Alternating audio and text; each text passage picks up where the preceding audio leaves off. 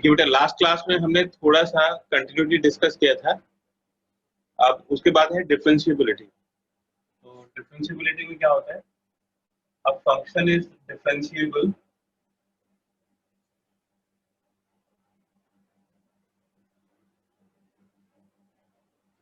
Function को हम y is equal to f x से डिनोट करते हैं।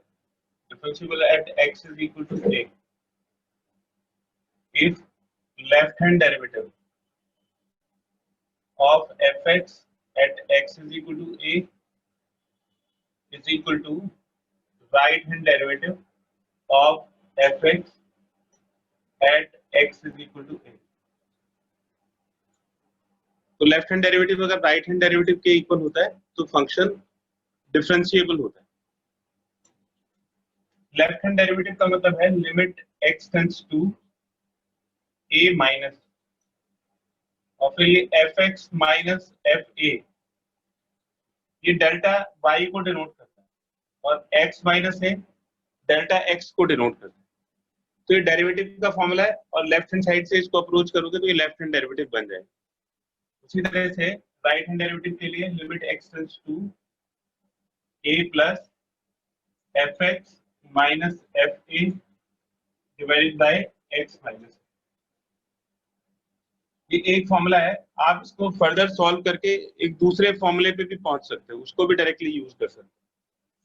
तो अगर मैं इसमें आगे सॉल्व इसको करता हूं तो x की वैल्यू पुट करूंगा, ये a माइनस h हो जाएगा minus fa divide bye a minus h minus a। x की वैल्यू पुट करेंगे a माइनस h तो h की लिमिट 0 हो जाएगी, a से a कैंसिल हो जाएगा और इस तरह से यहाँ पे आ जाएगा f a plus h minus fa divide bye a plus h minus और ये लिमिट h टेंड्स टू 0, तो ये भी a से a कैंसिल हो जाएगा। तो limit h tends to 0 f of a minus h minus fa divide by minus h और ये limit h tends to 0 f of a plus h minus fa divide by h। तो आप इसको differentiability को इस फॉर्मूले से प्रूव कर सकते हो या इस फॉर्मूले से प्रूव कर सकते हो, दोनों का एक ही मतलब है। इसका एक स्क्रीनशॉट ले लीजिए। तो इन दोनों में से किसी भी फॉर्मूले को यूज करो, दोनों का एक ही मतलब है। तो अगर ये left hand derivative right hand derivative के इक्वल आता है तो फंक्शन डिफरेंशिएबल होगा, अदरवाइज नहीं होगा। अब डिफरेंशिएबिलिटी को समझते हैं कि डिफरेंशिएबिलिटी का क्या मतलब होता है, ग्राफ से इसको समझो।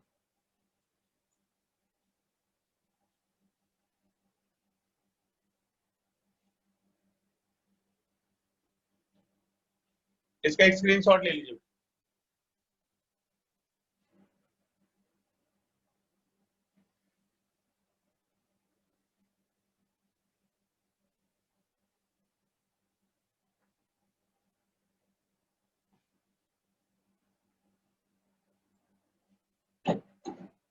ये सपोज करो कि ये a पॉइंट है, x is equal to a और ये फंक्शन है y is equal to f। तो x is equal to a पे इस ग्राफ को देखिए तो ये ग्राफ जो है स्मूथ है, graph is smooth at x is equal to a।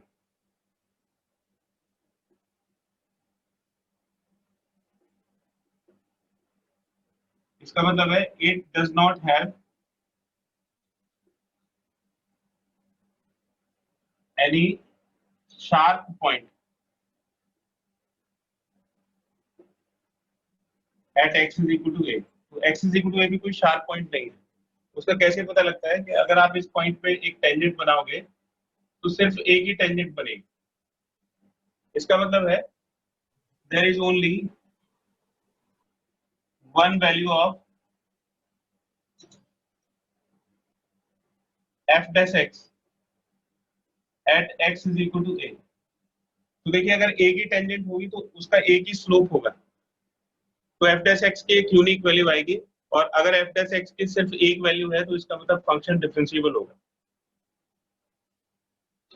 अगर ये फंक्शन ऐसा होता, सपोज करो कि इस तरह से होता x is equal to a के ऊपर, तो यहाँ पे देखिए एक शार्प पॉइंट बन रहा है। शार्प पॉइंट पे क्या होता है, लेफ्ट हैंड साइड से अलग टेंजेंट बनती है और राइट हैंड साइड से अलग टेंजेंट बनती है।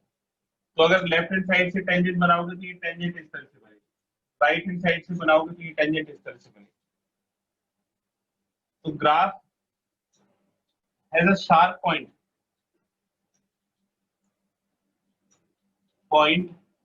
Eight x is equal to a।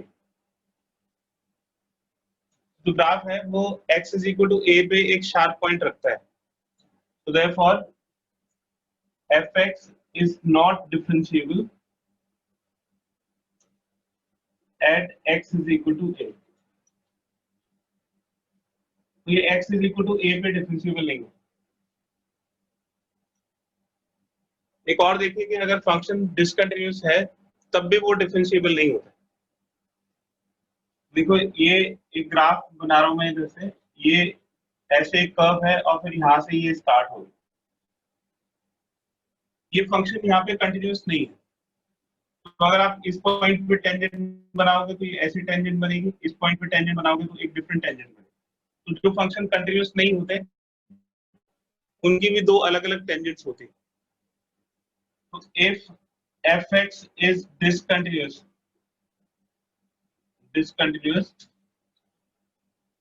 at x is equal to a, तो फंक्शन अगर डिसकंटिन्यूअस है तो उसका मतलब है fx is differentiable at is not differentiable at x is equal to a।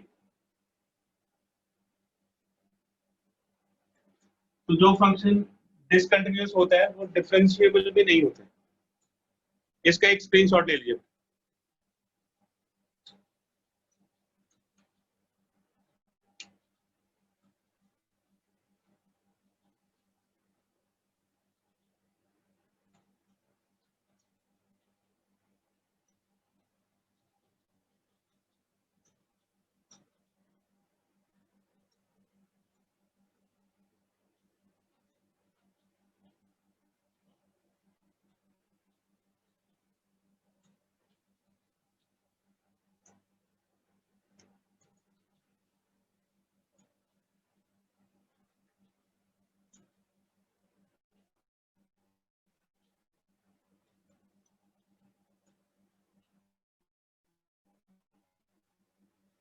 बड़ा इंपॉर्टेंट पॉइंट है, इसको अच्छी तरह से समझ लीजिएगा। Differentiability implies continuity.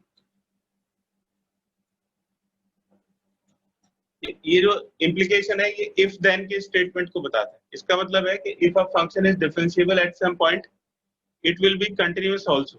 तो आपको ये इसी सिंबल से इसको समझना पड़ेगा कि अगर कोई फंक्शन डिफरेंशिएबल है तो वो कंटिन्यूअस भी होगा। तो अगर आपको बता रखा है कि कोई फंक्शन एक पर्टिकुलर पॉइंट पे डिफरेंशिएबल है तो ये उसपे छिपी हुई इंफॉर्मेशन है कि वो कंटिन्यूअस भी होगा। और दूसरा है कि अगर फंक्शन डिसकंटिन्यूअस है,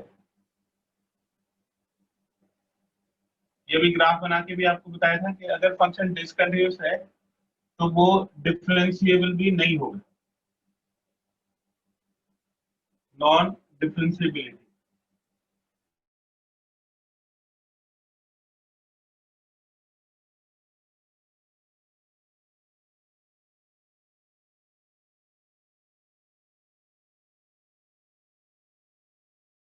इसका एक स्क्रीनशॉट ले लीजिए। अब कुछ क्वेश्चंस करते हैं तो ये चीजें क्लियर होंगी।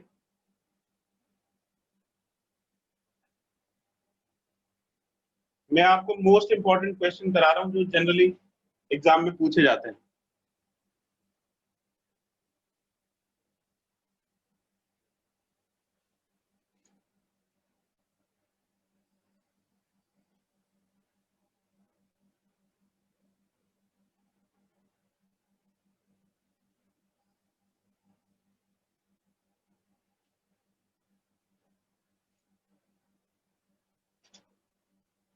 एक एग्जांपल देखिए, find point of non differentiability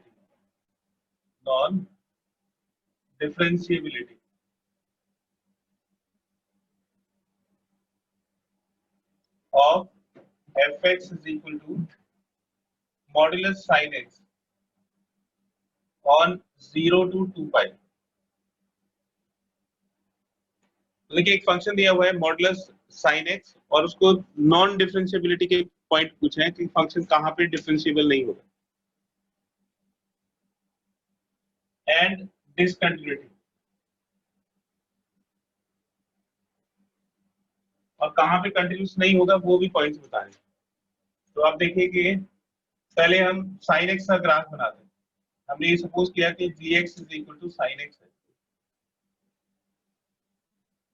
तो इसका ग्राफ बनाइए साइन एक्स का 0 से लेकर 2 पाई तक। तो ये 0, ये ऐसे साइन एक्स की वैल्यू इस तरह से चलती है, ये -1 से 1 के बीच में होता है, तो ये इसकी मैक्सिमम वैल्यू है 1 और ये इसकी मिनिमम वैल्यू है -1। ये 0 पाई पे फिर 0 हो जाता है, 2 पाई, पाई बाई 2 पे 1 हो जाता है और 3 पाई बाई 2 पे -1 हो जाता है। ये इसका ग्राफ है। अब इससे हम इस ग्राफ को बनाएंगे f x is equal to modulus sine x.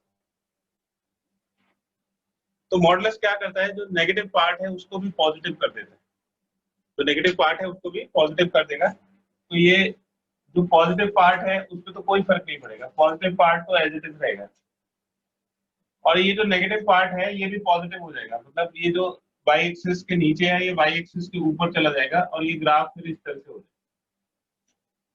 तो मॉडुलस का काम है नेगेटिव को पॉजिटिव करना और पॉजिटिव को एज इट इज रहने देना।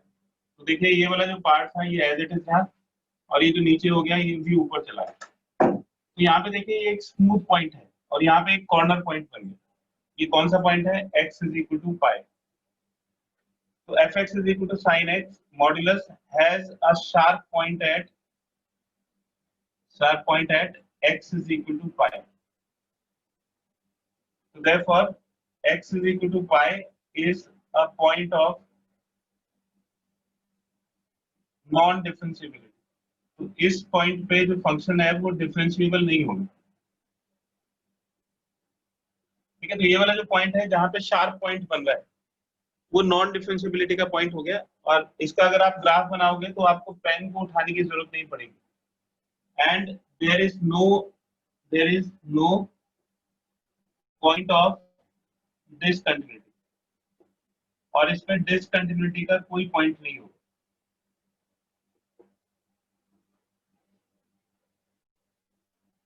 इसका एक स्क्रीनशॉट ले लीजिए।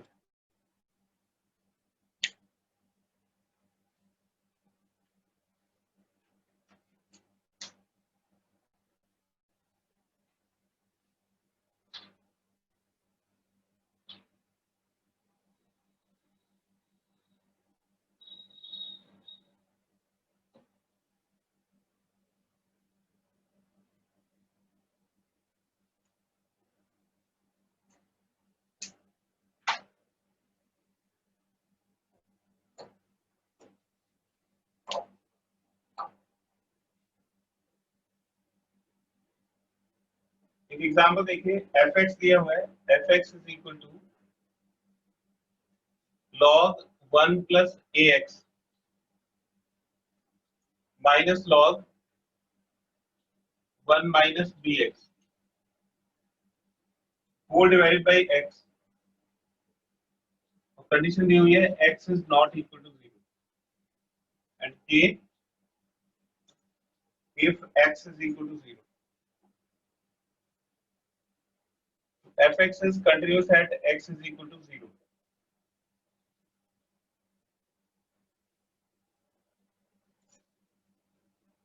k की वैल्यू फाइंड करनी है कि k कितना होगा, और function x is equal to 0 पे कंटिन्यूस दिया हुआ है। तो सबसे पहले इसका लेफ्ट हैंड लिमिट निकालते हैं, limit x tends to 0 minus fx। तो 0 माइनस मतलब नॉट इक्वल टू 0, फंक्शन हो जाएगा limit x tends to 0 minus log 1 plus ax minus log 1 minus bx, और ये जो अपॉन x है इसको हम सेपरेट कर देंगे इस तरह से।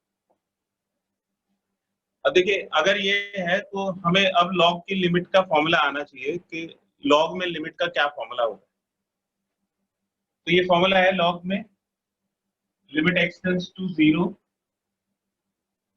log 1 plus x upon x is equal to 1।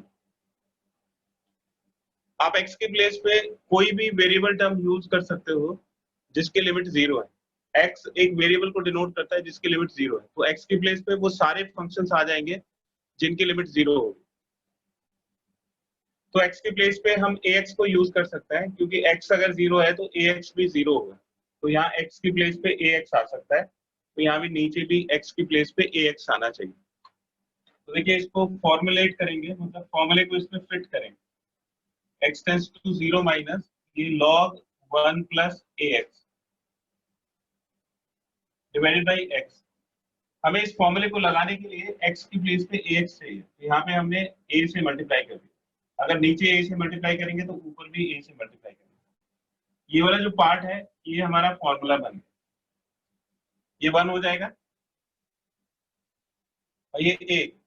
तो जो 0 के लिए लिमिट्स होती है वो 0 माइनस के लिए भी होती है, क्योंकि अगर आप इसको 0 माइनस एच यहाँ पे लिखोगे और यहाँ पे भी 0 माइनस एच लिखोगे तो उससे कोई फर्क नहीं पड़ेगा।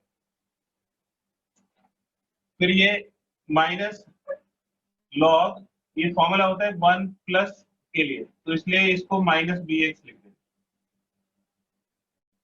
तो यहाँ पे नीचे भी माइनस बी चाहिए, तो इसको माइनस बी से डिवाइड किया और माइनस बी से मल्टीप्लाई कर। तो देखिए ये हो जाएगा a और ये फॉर्मूले से 1 हो जाएगा। फिर ये minus into minus plus b और ये वाला पार्ट भी फॉर्मूले से 1 हो जाएगा, तो ये आ जाएगा a प्लस बी। सिमिलरली बिल्कुल इसी तरह की कैलकुलेशन करेंगे। Limit x tends to 0 plus f x के लिए कोई डिफरेंस नहीं आएगा, तो 0 प्लस में भी ये फॉर्मूला एप्लीकेबल होगा। तो एफ एक्स की वैल्यू यहाँ पे भी ये पूरी लिमिट सॉल्व करने के बाद ये a प्लस बी के इक्वल आ जाएगा। और x इज इक्वल टू 0 पे f0, x is equal to 0 पे फंक्शन की वैल्यू k दी हुई, तो ये इक्वल टू k हो। अब फंक्शन दिया हुआ है कि कंटिन्यूअस है, f x is continuous at x is equal to 0। तो इसका मतलब हो गया कि left hand limit limit x tends to 0 minus f x is equal to right hand limit x tends to 0 plus f is equal to value of the function at the point, यानी कि f0 के इक्वल है। तो देखिए ये a plus b हो गया, ये भी a plus b हो गया और ये k के इक्वल हो गया। तो आंसर हो गया k is equal to a plus b। k की वैल्यू a plus b के इक्वल हो जाएगी। इसका एक स्क्रीनशॉट ले लीजिए। हमने राइट हैंड लिमिट कहाँ पर निकाली है? राइट हैंड लिमिट नहीं निकाली, उसमें बस आपको ये करना है कि 0 प्लस आपको लिखना है। बस यहाँ पे 0 प्लस लिखोगे और ये बिल्कुल एज इट इज रहेगा, कोई चेंज नहीं आएगा। फिर ये भी a के इक्वल हो जाएगा और ये b के इक्वल हो जाएगा, क्योंकि इसी तरह की कैलकुलेशन है, इसलिए हमने यहाँ पे सिमिलरली लिख दिया है ना। तो कोई डिफरेंस नहीं है इसमें, बस आपको 0 प्लस लिखना है हर बार, तो वो भी इसके बराबर हो जाएगा। तो क्वेश्चन में अगर एक जैसी कैलकुलेशन है तो उसको रिपीट करने की जरूरत नहीं है, हम डायरेक्टली इसको लिख सकते हैं। Similarly limit x tends to 0 plus f x is equal to a plus b. और सर हमने जहाँ पर लाइक अलग अलग किया है वहां पर लिमिट हम एक और बार नहीं लिखेंगे, लाइक बाहर ही बस लिखी रहेगी? हाँ, ये एक ही लिखना है ना, ये आप इसमें ऐसे ब्रैकेट लगा दो, ठीक है। तो वो लिमिट इसके लिए भी आ जाएगी, इसके लिए भी आ जाएगी।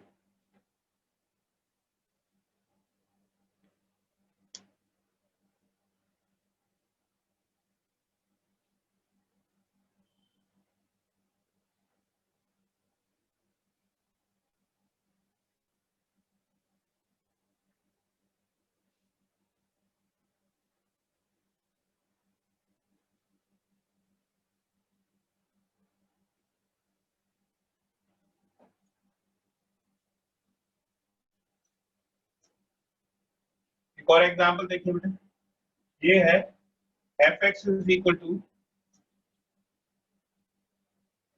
sin 3x upon tan 2x if x is less than 0, a if x is equal to 0, and log 1 plus bx divided by e raised power 2x minus 1 if x is greater than 0, तो fx is continuous at x is equal to 0, ये भी continuous दिया हुआ है x is equal to 0 के ऊपर, तो हमें a की वैल्यू बतानी है और b की वैल्यू बतानी है। ठीक है, तो a यहाँ पे दे रखा है, b यहाँ पे दे रखा है, तो फंक्शन अगर x is equal to 0 के ऊपर कंटिन्यूस है तो a और b कैलकुलेट करिए। तो देखिए इसमें आपको किस किस के लिमिट के फॉर्मूले पता होने चाहिए। इसमें साइन फंक्शन है, tan फंक्शन, तो sin x अपॉन x भी 1 होता है, tan x अपॉन x भी 1 होता है। log का फॉर्मूला अभी आपको बताया था, log 1 plus x upon x 0 limit में 1 होता है। और e का जो फॉर्मूला है e रेज पर x minus 1 limit x tends to 0, e raise पर x माइनस 1 अपॉन x, ये भी 1 के इक्वल होता है।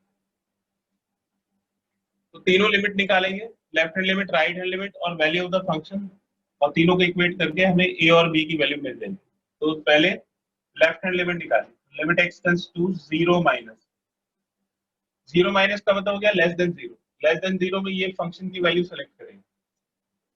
तो fx को हमने सेलेक्ट कर लिया 0 माइनस के लिए sin 3x divided by tan 2x,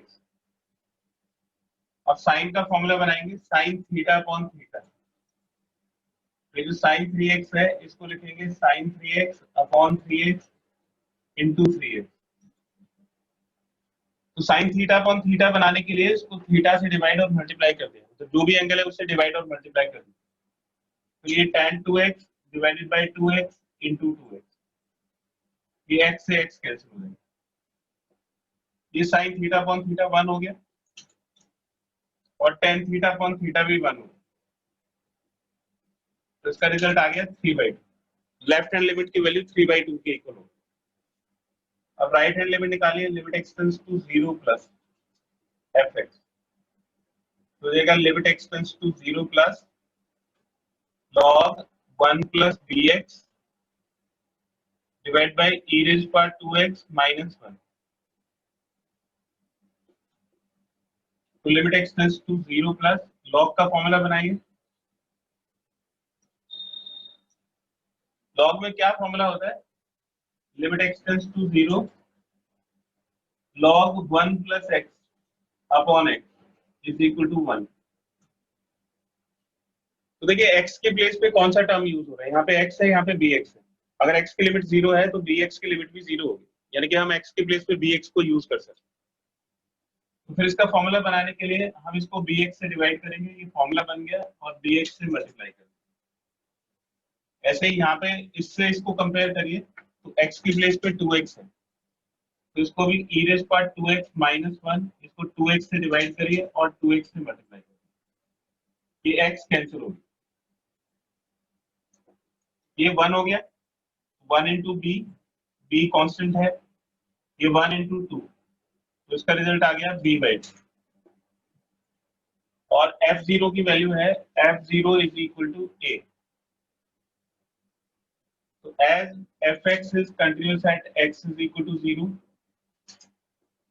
fx x is equal to 0 पे continuous है, so therefore left hand limit is equal to right hand limit is equal to value of the function at this point।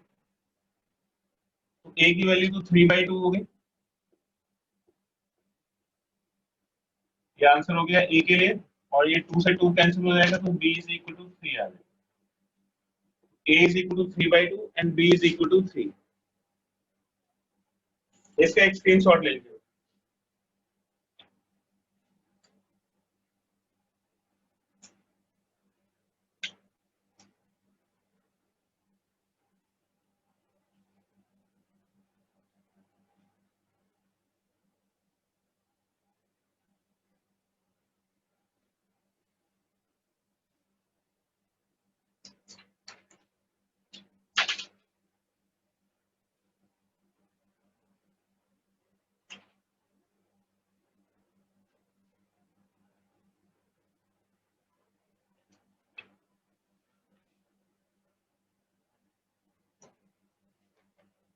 एक और example देखिए,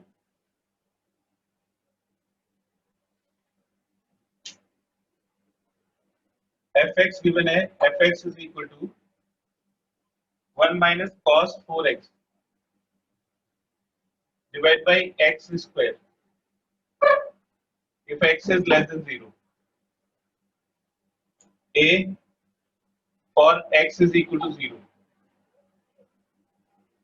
Under root x upon under root 16 plus root x minus 4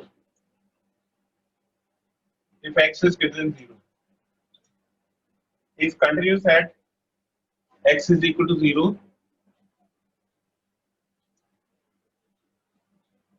a और b, a की value find करनी है। तो देखिए इसमें जनरली ये क्वेश्चन आता है कि सपोज करो आपने इसकी वैल्यू निकाली लेफ्ट हैंड लिमिट की और वो आ गया 2, तो क्या हम a इज इक्वल टू 2 लिख सकते हैं इसको बिना सॉल्व करे हुए? तो इसको आपको राइट हैंड लिमिट को भी जरूर सॉल्व करना पड़ेगा, मतलब आपको दोनों लिमिट्स को सॉल्व करना पड़ेगा। उसमें कई बार एग्जामिनर ऐसे क्वेश्चन पूछ सकता है कि ये वाली लिमिट और ये वाली लिमिट डिफरेंट आ जाए, तो फिर आप लिखोगे there is no value of a for which function is continuous at x is equal to 0। ठीक है, तो आपको ये नहीं सोचना है कि भाई इसी से a की वैल्यू आ जाएगी। ये जो इन्फॉर्मेशन है ये गलत भी हो सकती है, मतलब ऐसा भी हो सकता है कि a की कोई वैल्यू आए ना जिसके लिए ये फंक्शन कंटिन्यूअस हो, इसलिए दोनों लिमिट्स को सॉल्व करना जरूरी है। तो देखिए पहले लेफ्ट हैंड लिमिट निकालेंगे, limit x tends to 0 minus, और ये 1 minus cos 4x divided by x square. तो इसमें 1 माइनस कॉस थीटा का फॉर्मूला लगा सकते हैं, बहुत बार यूज करते हैं हम 1 माइनस कॉस थीटा। ये हो जाएगा limit x tends to 0 2 sine square theta by 2, तो 4x बाय 2 करोगे तो 2x आ जाएगा डिवाइडेड बाय x स्क्वायर। तो हो जाएगा limit x tends to 0 2 upon x square, ये 2 अपॉन x स्क्वायर हमने अलग निकाली, साइन थीटा अपॉन थीटा बना देंगे। ये जो साइन 2x है इसको 2x से डिवाइड कर दिया, लेकिन इसका स्क्वायर भी है,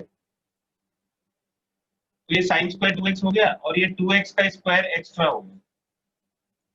तो ये जो 2x का स्क्वायर एक्स्ट्रा है इसको एलिमिनेट करें, जो 2x का स्क्वायर एक्स्ट्रा है इसको हमने 2x के स्क्वायर से मल्टीप्लाई कर दिया। फिर से देखिए हमारा जो फंक्शन है वो साइन है, साइन थीटा अपॉन थीटा बनाना जरूरी है, बाकी सब कुछ एज इट इज रहेगा, बस जहां पे साइन है वहां पे साइन थीटा अपॉन थीटा होना चाहिए। तो हमने साइन 2x के नीचे 2x लिख दिया, स्क्वायर के लिए इसको पूरे को स्क्वायर कर दिया।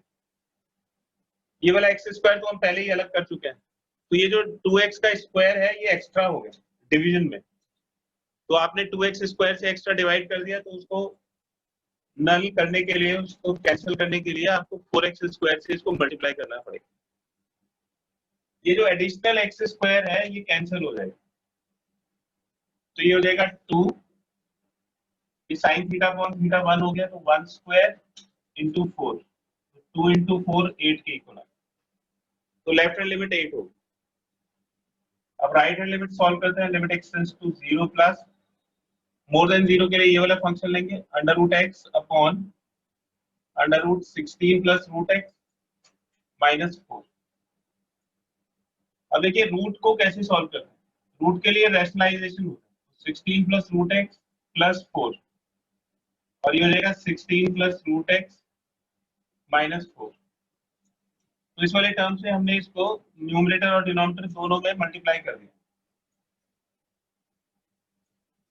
तो जो प्लस वाला पार्ट है उसको कुछ नहीं करना है क्योंकि वो कभी जीरो नहीं बनाएगा, अंडर रूट पॉजिटिव होता है, ये भी पॉजिटिव है, बीच में प्लस आ गया, तो इसको आपको कुछ नहीं करना, लास्ट में बस वैल्यू पुट करनी है, इतने पार्ट को सॉल्व करना है। तो ये हो जाएगा limit x tends to 0 plus फिर ये under root x a minus b a plus b, तो ये हो जाएगा a स्क्वायर, इसका स्क्वायर अंडर रूट हट जाएगा, फिर माइनस बी स्क्वायर, 4 का स्क्वायर 16 हो जाएगा, और ये जो न्यूमरेटर वाला टर्म है इसको एज इट इज रखना है, 16 प्लस रूट x प्लस 4। तो देखिए 16 से 16 कैंसिल हो जाएगा, और ये root x upon root x से रूट x कैंसिल, तो 0 अपॉन 0 की फॉर्म हट गई। आप इसमें x की वैल्यू डालिए, तो x की वैल्यू हो जाएगी 16 प्लस रूट 0। देखिए अगर आप इसको 0 प्लस एच पुट करते हो, 0 प्लस एच, तो एच की लिमिट 0 आएगी, फिर एच को 0 पुट करोगे तो उतना ही होगा, तो उसको करने की जरूरत नहीं है। आप डायरेक्टली इसको x को 0 पुट कर प्लस 4, तो अंडर रूट 16 4 हो गया, 4 प्लस 4 8, ये भी 8 के इक्वल, और f0 ये a के इक्वल दिया, as fx is continuous at x is equal to 0, therefore left hand limit is equal to right hand limit is equal to value of the function, that is a is equal to 8, a की value 8 हो। इसका एक screenshot ले लीजिए।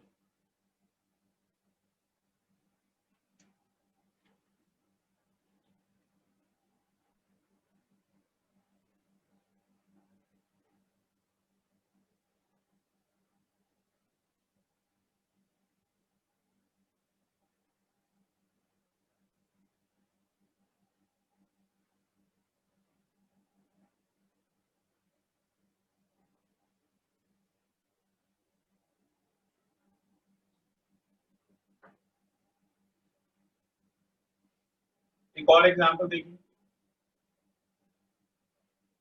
यहाँ पे fx दिया हुआ है, fx is equal to 1 minus sin cube x divided by 3 cos square x.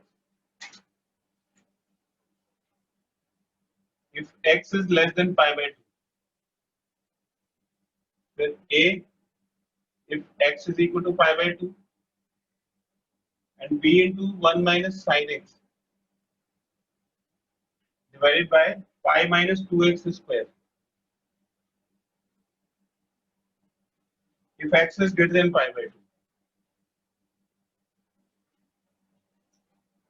is continuous at x is equal to, ये जो फंक्शन है ये x is equal to pi by 2 पे कंटिन्यूस दिया हुआ है, तो a और b की वैल्यू कैलकुलेट करनी है।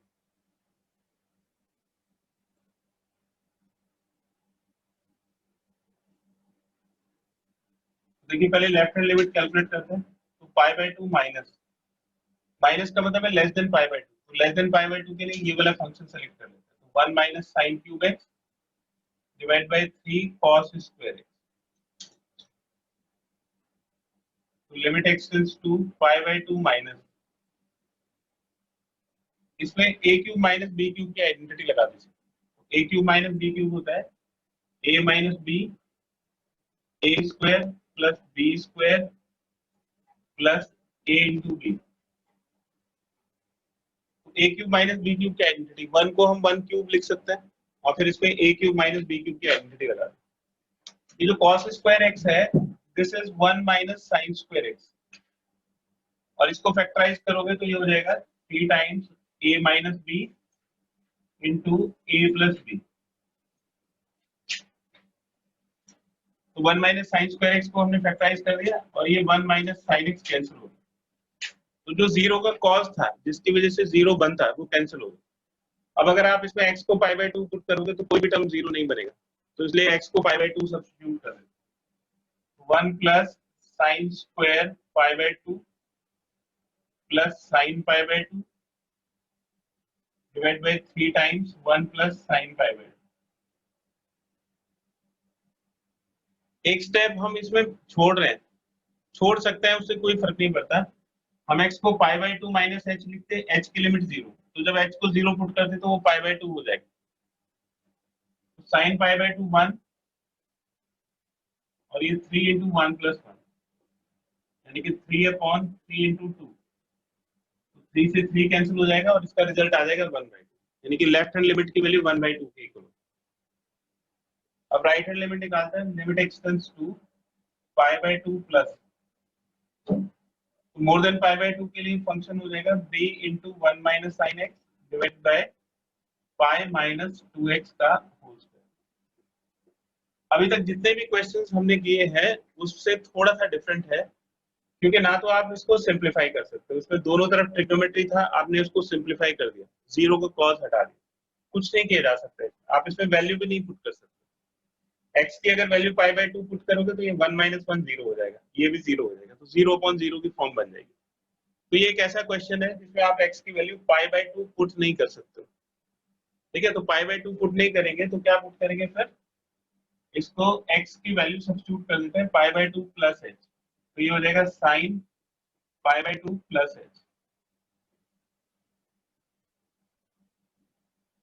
तो pi minus 2 into pi by 2 plus h और इसका होल स्क्वायर, और ये लिमिट h टेंड्स टू 0। तो देखिए sine 90 plus theta, sine 90 plus theta होता है कॉस थीटा, तो ये कॉस h हो जाएगा, तो हो जाएगा limit h tends to 0 b into 1 minus cos h, ये माइनस 2 को इससे मल्टीप्लाई करोगे ये पाई हो जाएगा, तो पाई माइनस पाई, और फिर माइनस 2 को इससे मल्टीप्लाई करोगे तो माइनस 2h और इसका होल स्क्वायर, तो ये पाई से पाई कैंसिल, तो फिर हो जाएगा limit h tends to 0 b into 1 minus cos h, and this is equal to 2 sin square h by 2. 1 minus cos theta is 2 sin square theta by 2, तो ये हो जाएगा 2 sin square h by 2, और ये माइनस 2h का whole square, तो minus 2h का whole square हो जाएगा 4h स्क्वायर, ये 2 से 4 कैंसिल हो जाएगा, 2 आ जाएगा, तो हो जाएगा limit h tends to 0 b upon 2h square, इसको अलग कर दीजिए, ये जो फंक्शन है साइन, इसको हमें सॉल्व करना है, मतलब साइन थीटा अपॉन थीटा बना दें, तो ये है साइन h by 2, इसको हमने h by 2 से डिवाइड कर दिया, इसका स्क्वायर भी है तो स्क्वायर कर दिया, तो ये ऊपर वाला टर्म जो साइन स्क्वायर h by 2 है वो तो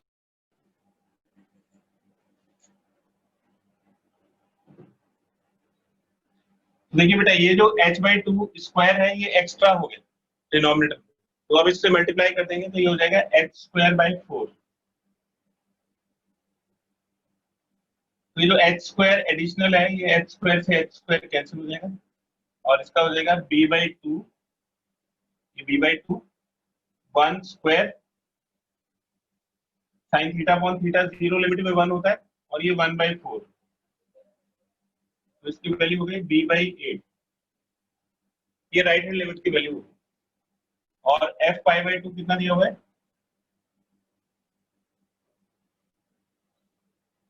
f pi by 2 is equal to a, ठीक है। अब क्योंकि फंक्शन कंटिन्यूअस है तो ये तीनों इक्वल हो जाएंगे,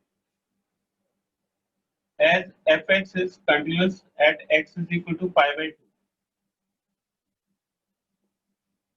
so therefore left hand limit, that is 1 by 2 is equal to right hand limit, that is b by 8 is equal to value of the function, that is equal to a, तो इससे a की value तो 1 by 2 हो गई और b की value 8 by 2, that is 4, तो a is equal to 1 by 2 हो गया और b is equal to 4 हो गया, इसका एक स्क्रीनशॉट ले लीजिए।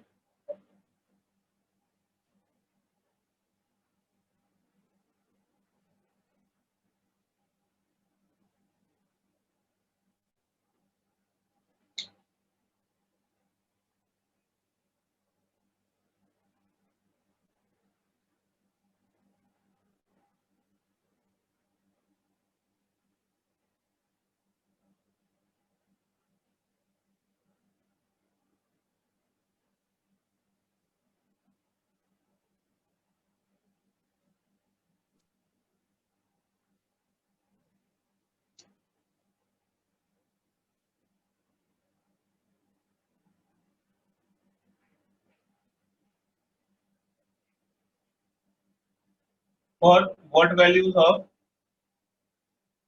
a and b, fx is equal to x square, for x is less than or equal to c, ax plus b, for x is greater than c, is differentiable at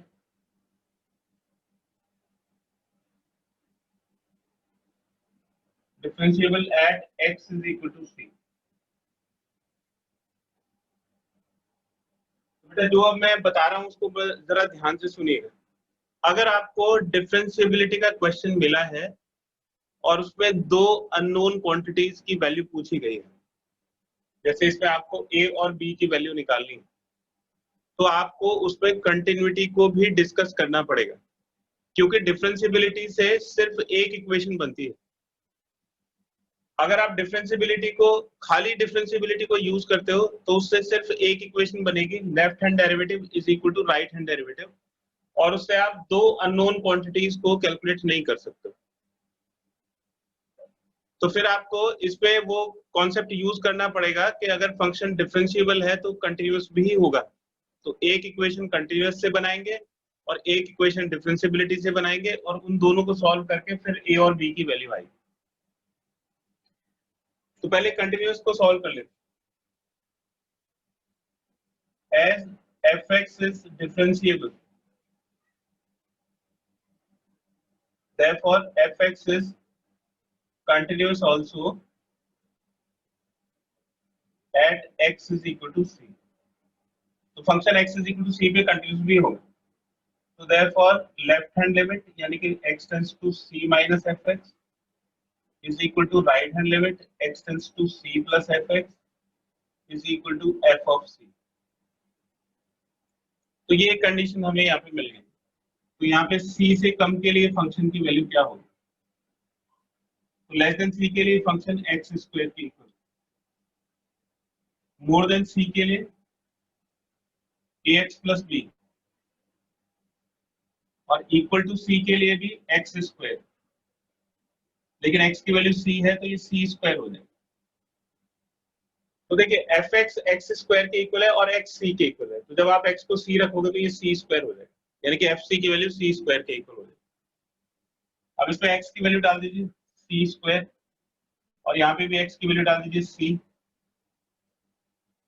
तो ये बन गया ac plus b square is equal to c square, ac plus b is equal to c square. तो ये आपको एक equation मिल गई, ठीक है। तो इससे आपको एक इक्वेशन मिल गई, एक इक्वेशन डिफरेंशिएबिलिटी से मिलेगी। fx is differentiable at x is equal to c, तो इसका मतलब है कि left hand derivative limit x tends to c minus fx minus fc divided by x minus c is equal to right hand derivative limit x tends to c plus fx minus fc divided by x minus c। तो c से कम के लिए function की value क्या है? c से कम के लिए फंक्शन की वैल्यू x स्क्वायर, तो limit x tends to c minus, और ये fx जो है वो x स्क्वायर होगा, fc की वैल्यू c स्क्वायर के इक्वल है, तो इसको हमने c स्क्वायर, और c से ज्यादा के लिए फंक्शन की वैल्यू क्या है?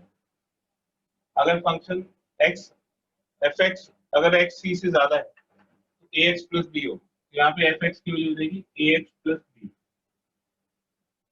माइनस fc c स्क्वायर के इक्वल, और ये नीचे हो गया x माइनस। तो आप देखिए limit x tends to c minus, आप इसको ब्रेक कर सकते हो x plus c into X minus C, और नीचे ये x माइनस सी आ, तो ये x माइनस सी से x माइनस सी कैंसिल।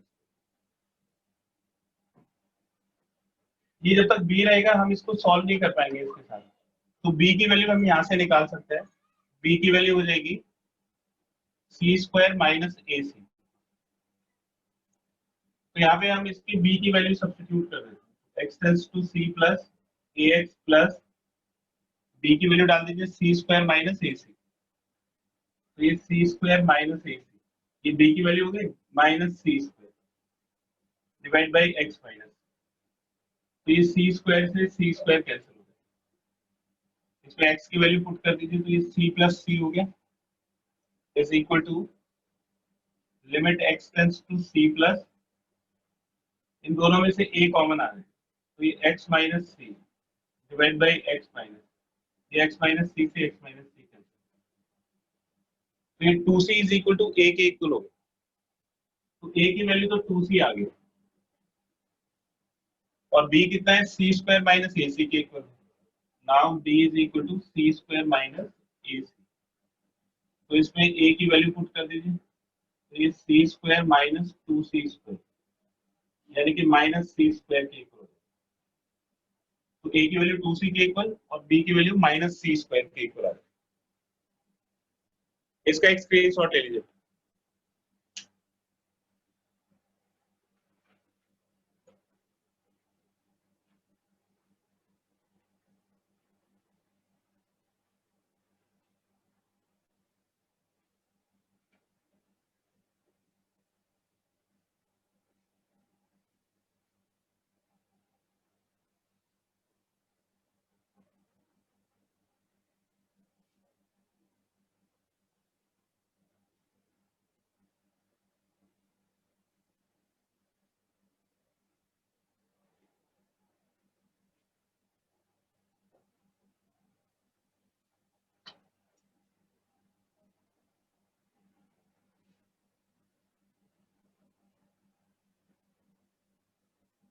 एक और एग्जांपल देखिए।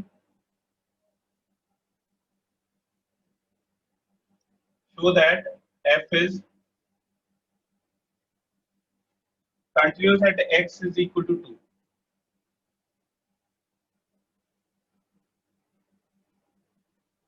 but not differentiable। तो फंक्शन कंटिन्यूस है लेकिन डिफरेंशिएबल नहीं, ये हमें प्रूव करना है। और फंक्शन की वैल्यू दी हुई है f(x) is equal to 2x square minus x for x is less than or equal to 2 and 5x minus 4 at x is greater than 2। Function continuous है ये प्रूव करना है और डिफरेंशिएबल नहीं है ये प्रूव करना है। देखिए limit x tends to 2 minus f(x), तो 2 से कम के लिए फंक्शन की वैल्यू हो गई 2x square minus x less than 2 के लिए, और इसमें x को 2 पुट कर दीजिए, 8 माइनस 2 6 होगा। राइट हैंड लिमिट निकालिए x tends to 2 plus f(x), तो limit x tends to 2 plus और ये 5x माइनस 4 हो जाएगा।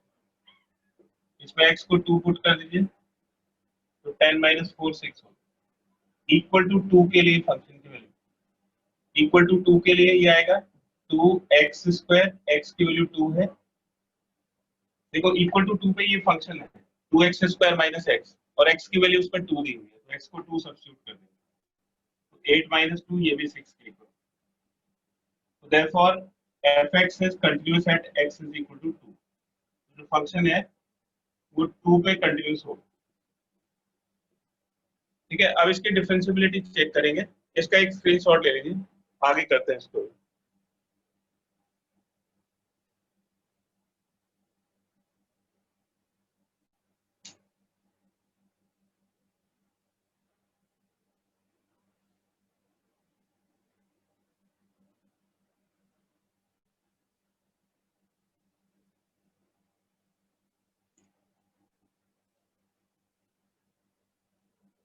पहले लेफ्ट हैंड डेरिवेटिव निकालेंगे। Limit x tends to 2 minus f(x) minus f(2) divided by x minus. तो limit x tends to 2 minus, तो 2 से कम के लिए फंक्शन की value 2x square minus x और इक्वल टू 2 पे इसकी वैल्यू निकाली थी 6 आई थी, फिर ये हो जाएगा नीचे x माइनस 2। तो इसको स्प्लिटिंग द मिडिल टर्म से फैक्टराइज करेंगे, तो 2x स्क्वायर माइनस 12 के पार्ट करना है, डिफरेंस 1 आना चाहिए, 4 और 3 हो जाएगा। तो limit x tends to 2 minus 2x common लो तो x माइनस 2 और फिर 3 कॉमन लो तो x minus 2 divide by x minus 2। ये 2x प्लस 3 बचेगा। देखो ये x माइनस 2 से x माइनस 2 और इस वाले x माइनस 2 से भी x माइनस, सेपरेट करोगे तो ये दोनों कट जाएंगे, या x माइनस 2 कॉमन लोगे तो 2x प्लस 3 बचेगा। तो जो x माइनस 2 कॉमन लोगे वो इसको कैंसिल कर देगा, 2x + 3 आ जाएगा। इसमें x की वैल्यू डाल दीजिए तो 4 + 3 7 हो, तो लेफ्ट हैंड डेरिवेटिव की वैल्यू 7 होगी। अब आप इसको चेक कर सकते हो कि ये जो आंसर है ये करेक्ट है या नहीं। आप अभी इसको चेक कर सकते हो। कैसे चेक करोगे? ये लेफ्ट हैंड साइड की तरफ से डेरिवेटिव की वैल्यू है, तो लेफ्ट हैंड साइड पे ये फंक्शन है, इसको डिफरेंशिएट करके ये रिजल्ट आना चाहिए। अगर इसको डिफरेंशिएट करके ये रिजल्ट आ रहा है तब तो ठीक है, नहीं तो गलत है। आप इसको चेक कर सकते हो। इसको डिफरेंशिएट करो तो 2x² का डिफरेंशिएशन 2x हो जाएगा और ये x का डिफरेंशिएशन 1, और x की वैल्यू 2 के इक्वल है, तो 4 2 टू द 4 x2 हो गया -1, तो 8 - 1 7 हो। तो आप डायरेक्टली अपना आंसर चेक कर सकते हो। इसको डिफरेंशिएट करके x की वैल्यू डालोगे तो ये रिजल्ट आना चाहिए। तो लेफ्ट हैंड डेरिवेटिव हो गया 7। अब राइट हैंड डेरिवेटिव की वैल्यू निकालते हैं। तो राइट हैंड डेरिवेटिव के लिए limit x tends to 2 plus fx minus f2 divided by x minus 2। तो 2 से ज्यादा के लिए फंक्शन की वैल्यू 5x माइनस 4 गिवन है और f2 6 है, तो हो जाएगा limit x tends to 2 plus ये 5x minus 10 divide by x minus 2। तो limit x tends to 2 plus इसमें 5 कॉमन ले लेंगे तो x माइनस 2 आ जाएगा और नीचे भी x। ये कैंसिल हो गया, ये 5 आ। Left hand derivative at x is equal to 2 is not equal to right hand derivative at x is equal to 2. So therefore fx is not differentiable at x is equal to 2. तो ये function भी x is equal to 2 के ऊपर differentiable नहीं होगा। आप देखिए कि इसका डेरिवेटिव निकालें तो इसका डिफरेंशिएट करोगे 5 आएगा, x उसमें बचेगा ही नहीं, तो राइट हैंड डेरिवेटिव की वैल्यू 5 होगी। तो इस तरह से आप लेफ्ट हैंड डेरिवेटिव और राइट हैंड डेरिवेटिव की वैल्यू, अगर ऑब्जेक्टिव क्वेश्चन है तो आपको ये पूरा करने की जरूरत नहीं है, सीधा इसको डिफरेंशिएट करो और x की वैल्यू पुट कर दो, लेफ्ट हैंड डेरिवेटिव की वैल्यू आ जाएगी। इसको डिफरेंशिएट करो, x की वैल्यू पुट कर दो तो राइट हैंड डेरिवेटिव की वैल्यू आ जाएगी। तो ऑब्जेक्टिव में मैं ये इसलिए बता रहा हूँ कि ऑब्जेक्टिव में आपको ये सब चीज ना करनी पड़े, सीधा डिफरेंशिएट करके आप उसकी वैल्यू पुट कर दीजिए x की, तो आपका लेफ्ट हैंड डेरिवेटिव और राइट हैंड डेरिवेटिव आ जाएगा। लेकिन अगर सब्जेक्टिव आता है तो ये फिर आपको पूरा करना पड़ेगा। ठीक है बेटा, जो पीडीएफ असाइनमेंट शीट मैंने आपको भेजी थी डिफरेंशिएशन, तो उसमें हमने डिस्कस कर लिया था और ये पूरी थ्योरी हो गई है इसकी कंटिन्यूटी और डिफरेंशिएबिलिटी की। तो आप उसका जो दूसरे वाला पार्ट है, दूसरा पेज है, उसके सारे क्वेश्चंस करो। तो क्वेश्चन नंबर 16 से लेके 23 तक करने हैं क्वेश्चंस। कोई डाउट होगा तो नेक्स्ट क्लास में डिस्कस करेंगे।